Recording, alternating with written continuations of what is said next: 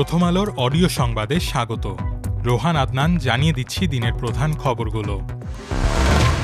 হামের উপসর্গ নিয়ে শেষ ২৪ ঘণ্টায় দেশে আরও ৫ শিশু মারা গেছে। এ সময় নতুন করে হামে আক্রান্ত হয়েছে ২৪৩ শিশু। শুক্রবার স্বাস্থ্য অধিদপ্তরের হাম সংক্রান্ত নিয়মিত প্রতিবেদনে এ তথ্য জানানো হয়েছে। প্রতিবেদনে বলা হয়, বৃহস্পতিবার সকাল ৮টা থেকে শুক্রবার সকাল ৮টা পর্যন্ত সময়ে শিশু মৃত্যুর এসব ঘটনা ঘটে।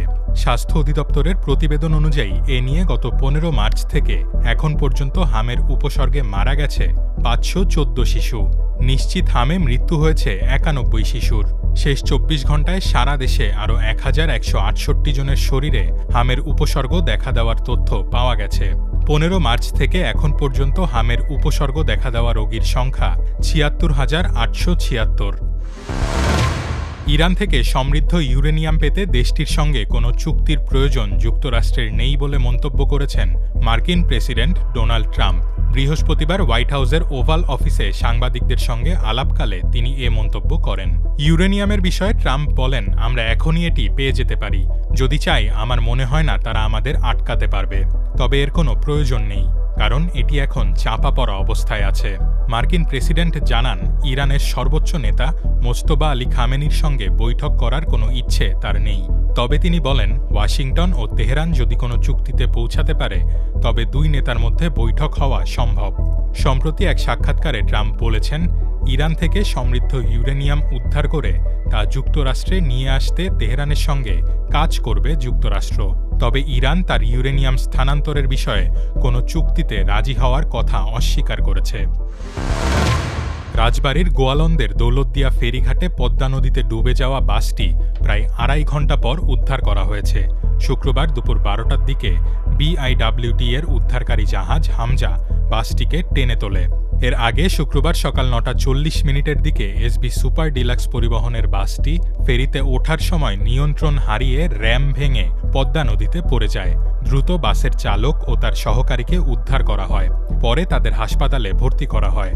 ওই বাসে যাত্রীরা ছিলেন না। ফেরিতে ওঠার আগেই তারা নেমে গিয়েছিলেন। ফলে কোনো প্রাণহানির ঘটনা ঘটেনি। দুর্ঘটনার কারণ অনুসন্ধানে জেলা প্রশাসনের পক্ষ থেকে ৫ থেকে ৭ সদস্যের একটি তদন্ত কমিটি গঠন করা হবে বলে জানিয়েছেন জেলা প্রশাসক আফরোজা পারভিন। নোয়াখালীর হাতিয়া উপজেলায় জাহাঙ্গীরনগর বিশ্ববিদ্যালয় ছাত্রদলের এক নেতার বাড়িতে হামলা ভাঙচুরের ঘটনা ঘটেছে। ভুক্তভোগী ছাত্রদল নেতার অভিযোগ, নোয়াখালী ৬ আসনের সংসদ সদস্য আব্দুল হান্নান মাসুদের বিরুদ্ধে কথা বলায় এনসিপি নেতারা তার বাড়িতে হামলা চালিয়েছে।